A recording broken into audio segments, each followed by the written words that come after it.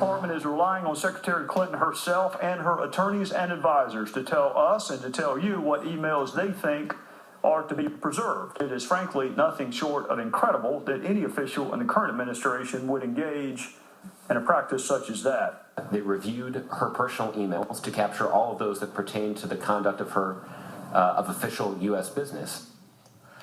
Well, White House responding to a New York Times story about Hillary Clinton emails. She used a private email throughout her entire time as Secretary of State. Remember that iconic picture of her on the plane with her BlackBerry? Well, that was a private email. And many people are weighing in on this. National Journal, Ron Fournier, writing, Clinton exposed confidential and potentially dangerous information on a non-secure commercial email system. She gave Chinese spies a better shot at reading her emails than U.S. taxpayers. This is generating a lot of attention. We're back with the panel. Charles. Look, when you hear these stories about the Clintons, it's all of a pattern. Whether or not it's legal, how scandalous it is, yes, it was a breach of secrecy. It established a security risk. And, of course, it allows the Clinton complete control over what is known and what's not known, which is not supposed to be the case. But it is so Clintonian. It sort of walks the line. The amazing thing here is they never sought to hide it. I mean, she goes 4 years.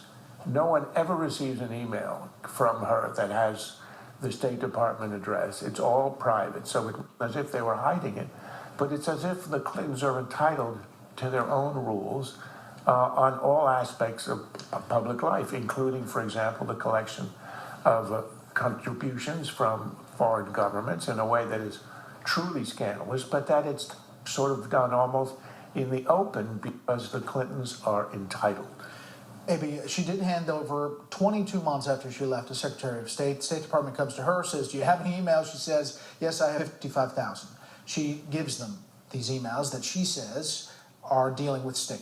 But her longtime aide, Sidney Blumenthal, it was discovered years ago, had many exchanges over this private email system, and it was a hacker that actually got those emails, and they run the gamut. Global flashpoints, Algeria, Turkey, Mali, Libya, European Central Bank, Georgia elections, Germany, and one of them says the following information comes from extremely sensitive sources and should be handled with care. We don't know whether those emails are part of the stuff that she gave over.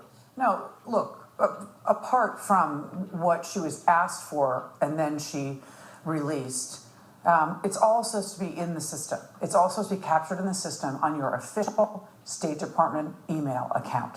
So forget that she runs the Clinton Foundation and that she's under investigation by the Benghazi Select Committee and everything else. When she took that office, she knew better than anybody. When you work in the government, nothing is private, and everything has to be secure, and you have to be accountable. And she made the decision to make her emails as insecure as possible, and therefore her business as State Department Secretary. This part alone is astonishing, let alone the fact that she has been a presidential candidate since 2005, and in 2009, when she took this job, she was leaving every single door open for that job. Steve, how do we know that there aren't Clinton Foundation emails where she's talking to foreign governments about donations for the Clinton Foundation? And really, she's Secretary of State at the time. That would seem to be a bank shot. Well, we know that because the State Department has assured us that that's not the case, that she's turned over the relevant email.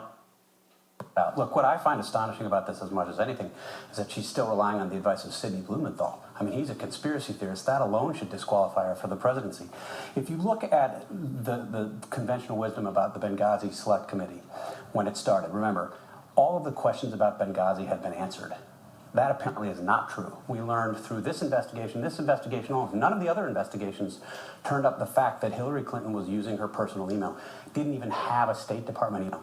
What this does, I think, as it relates to Benghazi, is it further weakens her primary defense, which was the ARB report done by the State Department. We now know that the ARB report didn't interview her, apparently didn't have access to any of her emails, that the co-chairman of the ARB report was providing draft reports to Hillary Clinton's chief of staff and was coaching witnesses before they went before Congress. That's her best defense. It crumbles under even the slightest scrutiny, and I think we're going to get a lot more scrutiny. This will not be the end of this story. Many Democrats are weighing in. Kudos to the New York Times for doing the story. That's it for the panel.